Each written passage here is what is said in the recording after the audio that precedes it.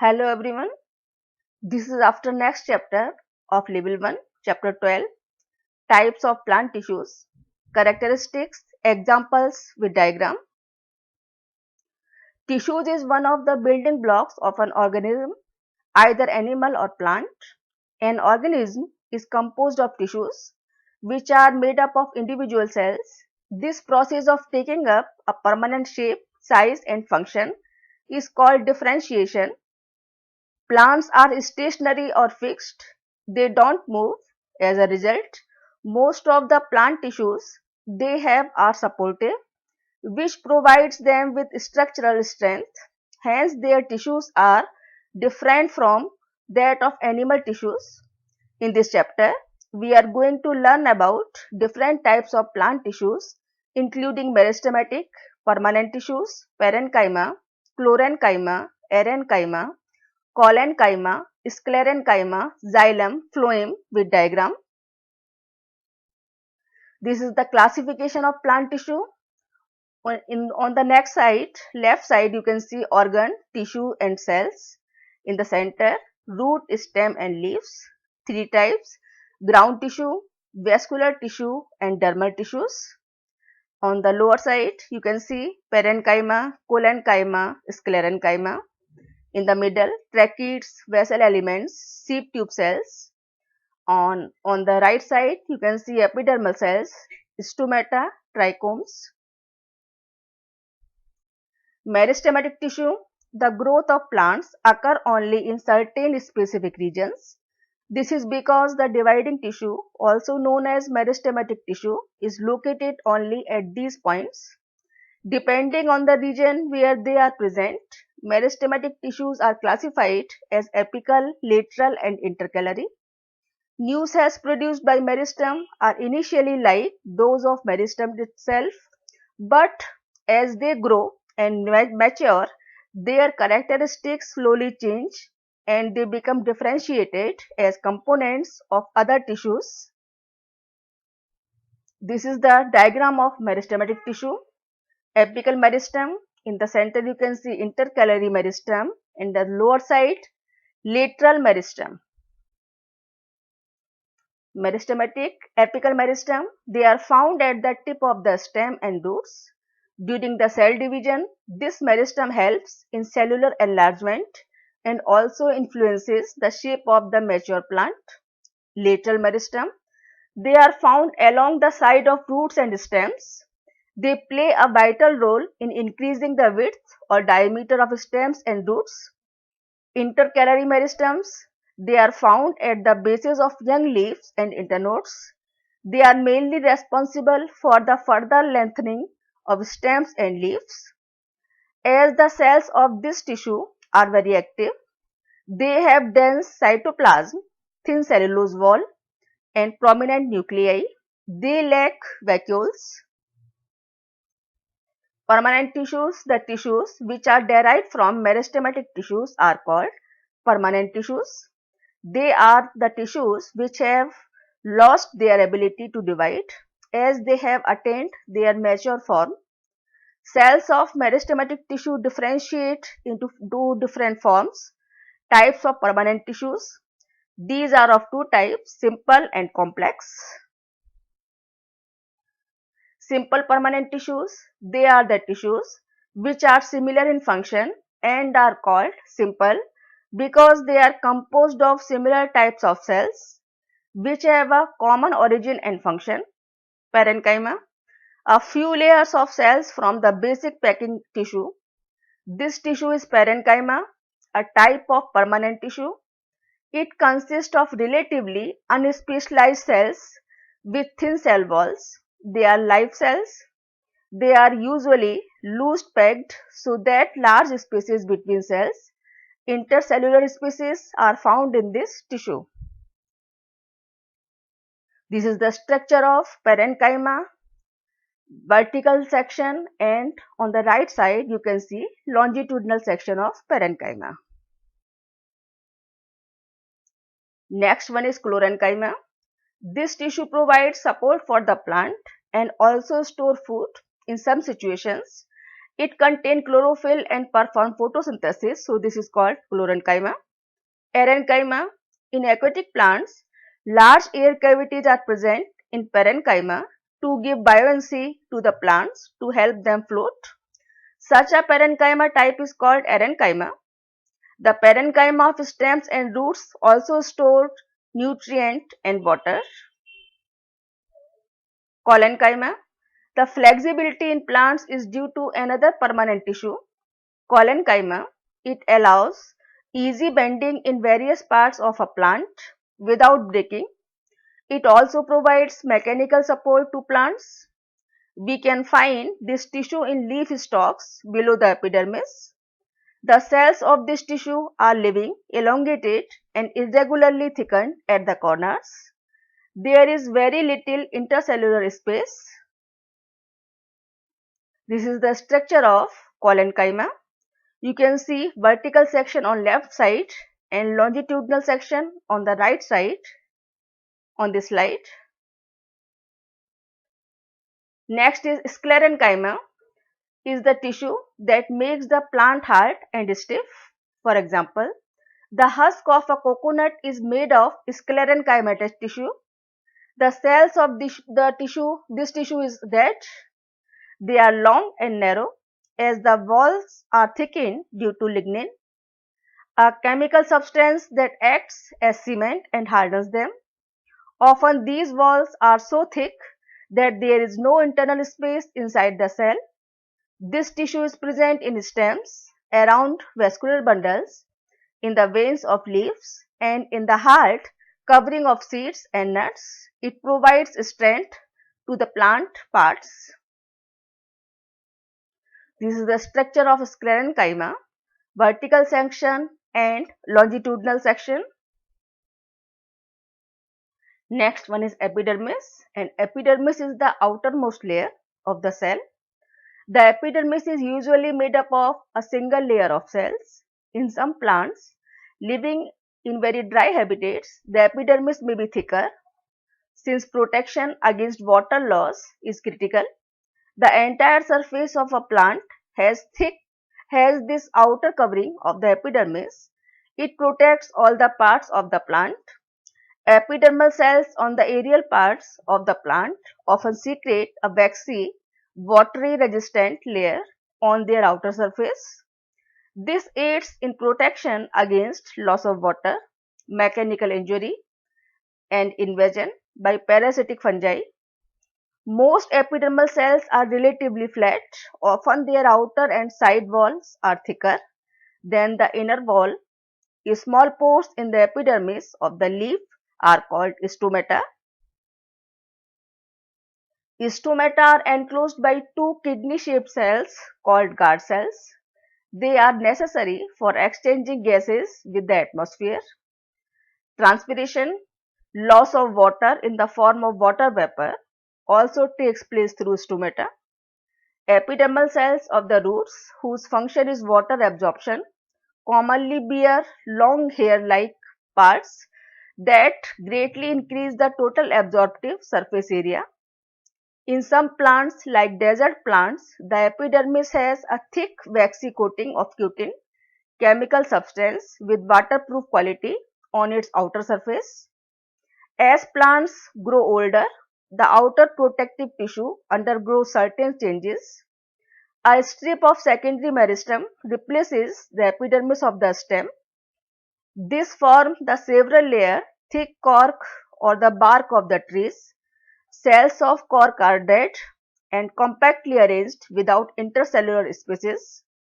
They also have a chemical called suberin in their walls that makes them impervious to gases and water.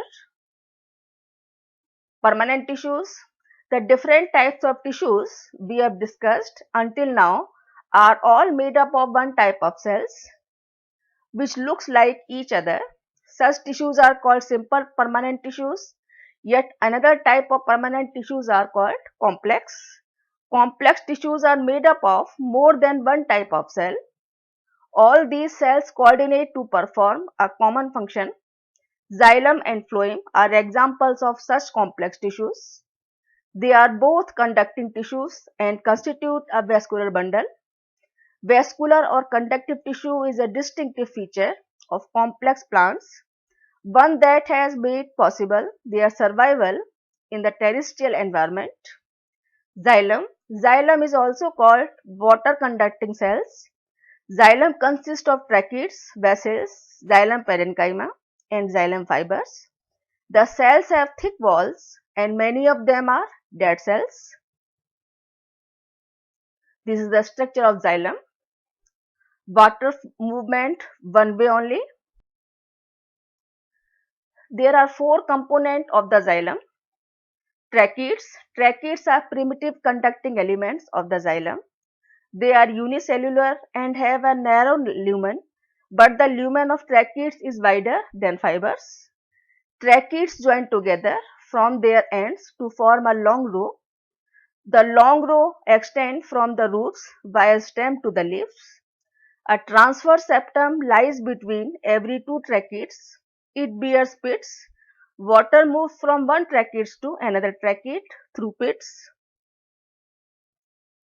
The lumen of vessel is wider than tracheids of its end wall is perforated. Therefore, vessels are more capable of conduction of water than tracheids.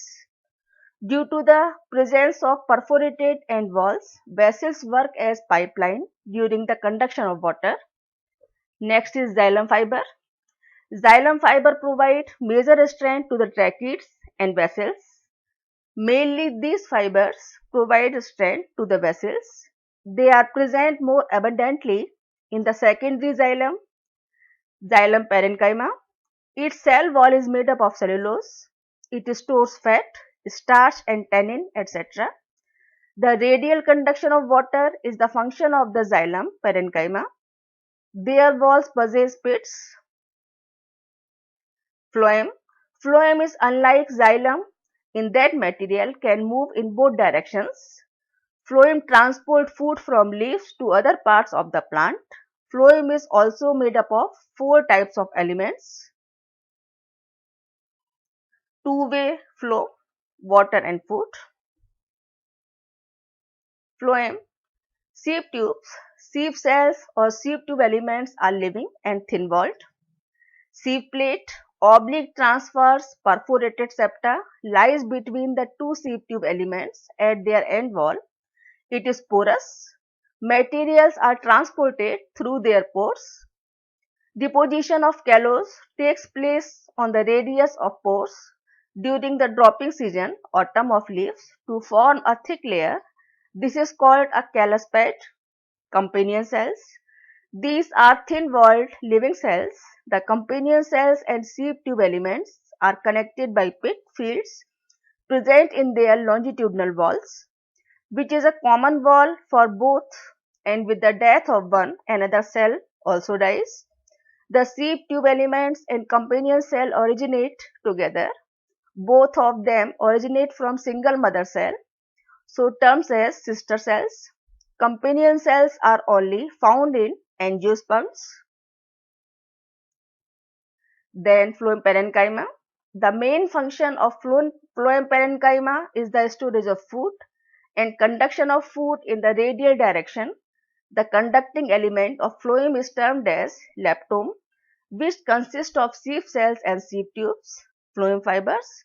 These fibers which are present in phloem are known as libriform fibers. Phloem fibers are generally not found in primary phloem. Difference between xylem and phloem. You can see on the left side characters of xylem and on the right side characters of phloem. So characters of xylem are, they are tubular shaped structure with the absence of cross wall. These tissues move in a unidirectional, only in one direction, upward direction.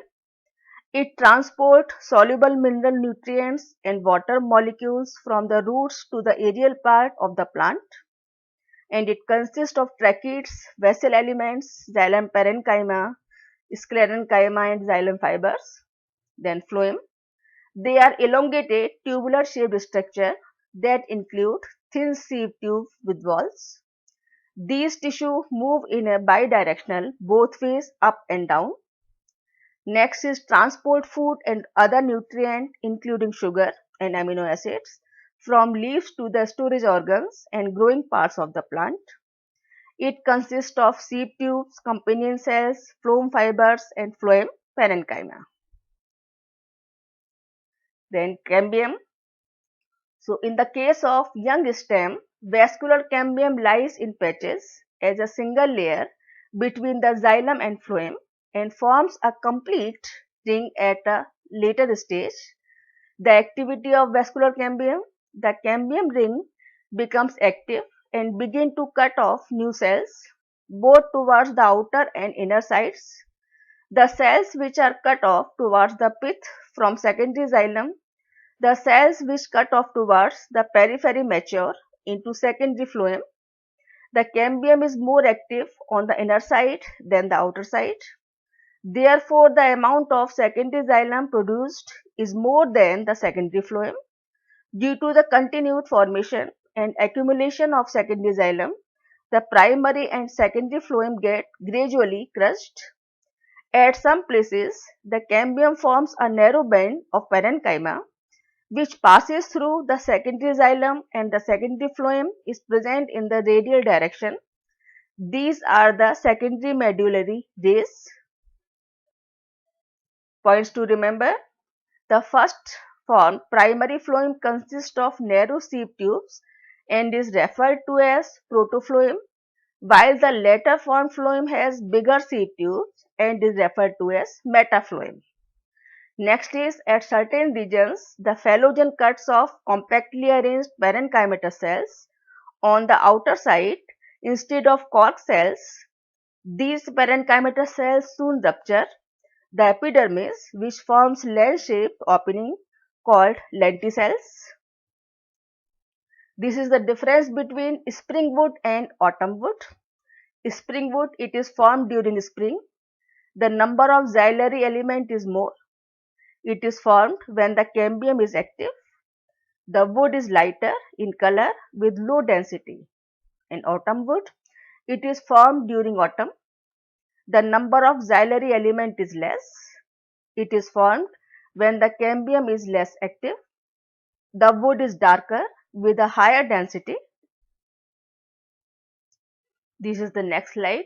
Difference between heartwood and sapwood.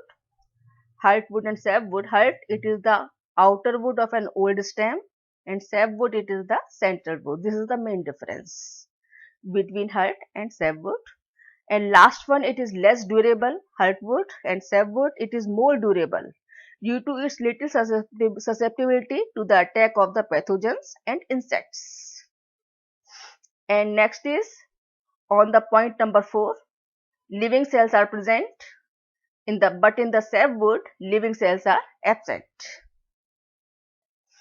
This is the difference between heartwood and sapwood. These are the questions arises. What are the types of tissues in a plant? What is the classification of plant tissues? What is most common tissue in plants? What is leaf? Is leaf a plant tissue? And what type of tissue is sclerenchyma? So we will meet tomorrow again. If you like this presentation in the form of PPT with voice, so please like, share and subscribe this channel. Thank you.